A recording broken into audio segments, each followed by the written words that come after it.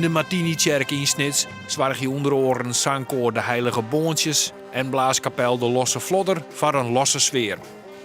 De grote belangstelling komt doordat mensen in deze drege huddetijden verlet hebben van fleurigheid en positiviteit, zei het grutvorst Edward.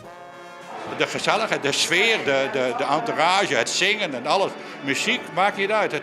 Je bent echt even met elkaar. Ik beschouw dit hier als een carnavalfeestje, maar dan in een heel ander entourage. En wat ik veel belangrijker vind, met elkaar. En juist om even uit die dagelijkse sleur weg te zijn en even wat anders doen. De carnavalsviering is ecumenisch, dus mensen van alle godsdiensten binnen welkom. De organisatie denkt dat zo'n treien van de fjouwerbeziekers net katholiek binnen.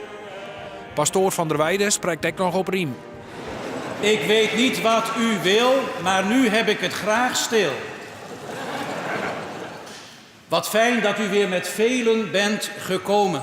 Een prachtig gezicht, zo'n volle kerk en al die kleurrijke mensen bij elkaar. Hoe is het in Gods naam mogelijk? Ja, het is mogelijk, want het is carnaval. En dan schijnt er ineens iets te kunnen wat anders niet kan.